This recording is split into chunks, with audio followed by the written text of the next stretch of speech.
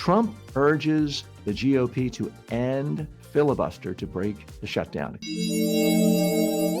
According to the Times, President Trump late on Thursday night pressed Senate Republicans to play their Trump card and scrap the filibuster to end the federal government shutdown. Republicans have 53 seats in the Senate, but most bills need 60 votes. Democrats are blocking funding that omits reinstating expiring Affordable Care Act subsidies. GOP leaders like John Thune have warned changing the rule could backfire under a future Democratic majority. The demand comes as anti-poverty programs face lapses and ACA shoppers brace for higher prices. Quick explainer here. The filibuster isn't in the Constitution. It's just a rule senators made. For most of U.S. history, a filibuster meant you had to hold the floor. You had to literally stand up and speak and actually debate until a supermajority voted to cut it off. So that's what a lot of people think of, the old Jimmy Stewart movie where Mr. Smith Goes to Washington, where he's speaking on and on and on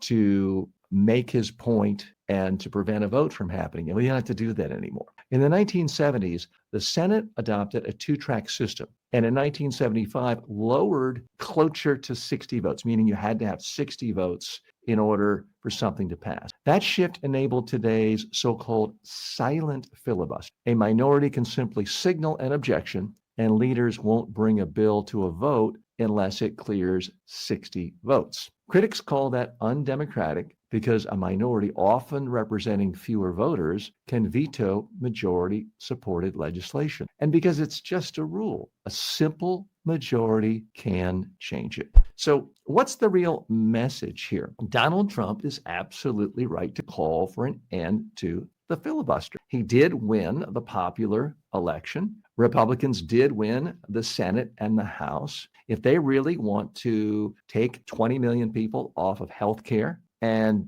get rid of food stamps, they've earned the votes to do it. So yes, it's perfectly fine to eliminate the filibuster. It's not written in the Constitution. Let's dig a little deeper here. Now, there are a lot of people who criticize Donald Trump and a lot of his moves over the last 10 months as being authoritarian, of being king-like, of trampling the Constitution. This isn't one of those moves. It's actually more democratic to say majority should rule. Now, the reason the Senate does that is every single senator is thinking, well, I want to be in this body till I'm 100 years old like Strom Thurmond. And there are going to be times when my party's going to be in minority, but I still want a whole lot of power. I still want a lot of lobbyists kissing up to me, campaign contributions, even though my party's not in power. So the way they do that is by giving the minority party power and saying, okay, as long as you can get 41 votes on any issue, you can stop anything you want. So it's profoundly undemocratic. Are there certain virtues to it? Yes. If the filibuster is eliminated today, are there going to be times in the future where legislation is passed that I think is horrible, that could have been stopped from a filibuster and it didn't? Yeah, those are the bricks. So as I told you before, I'm a sane, sensible centrist. I call it like it is. I'm not here to carry water necessarily for any one party. And in this case, Trump is in the right. He has an agenda. He wants to do what he wants to do. Like it or not, he did win not just the electoral vote, as he did in 2016, but he won the popular vote. People on his team won a clear-cut majority of the Senate, 53 senators to 46 for Democrats, 47 caucusing with the Democratic Party. So they should have the right to pass legislation as they want. Here's the real lesson I think that Democrats need to learn, which is actions have consequences. Inactions have consequences. There were tens of millions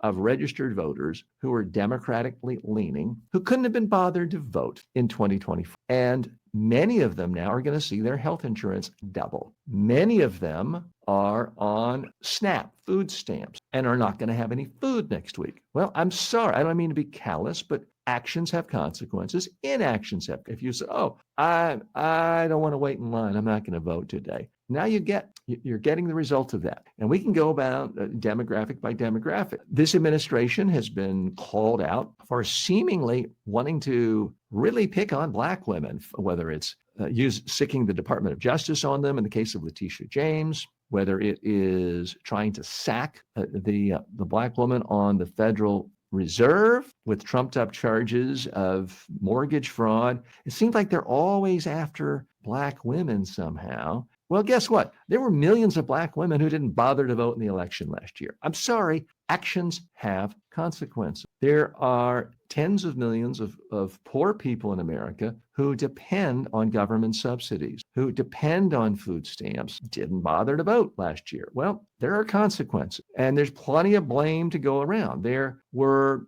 millions of voters in the 2016 election, for example, who thought Hillary was too conservative. She wasn't Bernie. She wasn't far left enough. She wasn't far progressive enough. And you know what a lot of them did? They sat on their hands and they allowed Trump to take power.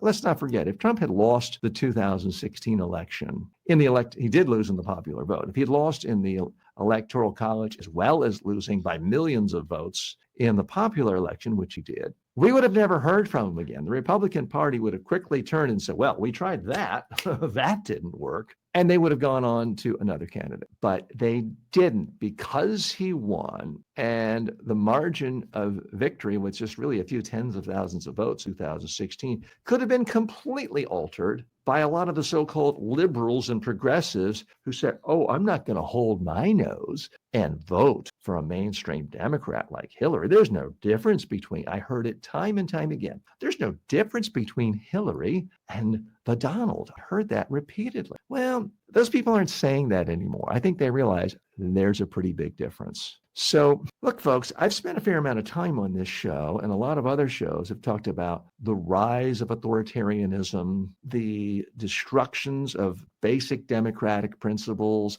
This isn't one of them. Saying that voters have the right to select their members of Congress and their senators, and then those senators have the right to vote for or against certain legislation, and it should be a majority rule. That is democracy. You could certainly argue, as many have, that the filibuster is inherently undemocratic. It gives power, excessive power, to the minority. And I just don't know how you can, out of one side of your mouth, attack the current administration for being authoritarian and ripping the shreds of democracy. On the other hand, say, how dare they suggest we get rid of the filibuster? The Senate doesn't really want to do it because all of the senators, especially Republicans, are looking forward to the day when they don't have Donald Trump around. Trust, they won't say it publicly. They're afraid of all the threats they'll get. But they're looking forward to that day. They also realize there's a day when they might not hold power in the majority. So they want to keep that filibuster.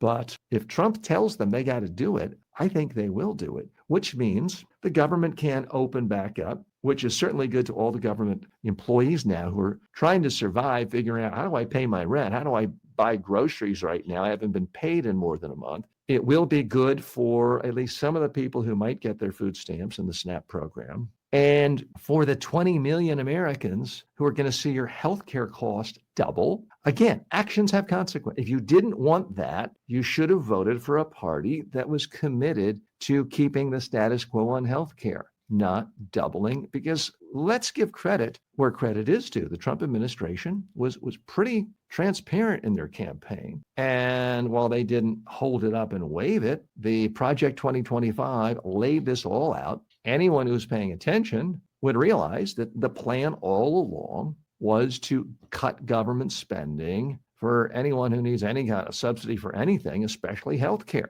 And now the chickens have come home to roost. So if you don't like it, yeah, you can go have another King's Day parade if you want, if it makes you feel better. And I'm not opposed to those things. But at some level, you're going to have to vote. You're going to have to get out the vote. The problem with so many centrists in America and liberals and progressives and those on the left is they think, okay, something happened I think is bad. I'm going to file a lawsuit, or I'm going to depend on some kind of trick like a filibuster, where even though I can't maintain popular support and get the votes I want in terms of majority, there's going to be a backdoor way. And also during elections, if candidate I don't like is running against another candidate who's with me 90% of the time, but isn't 100%, I can just sit out and be pure. That's the kind of mindset that has the Democrats in deep, deep trouble right now.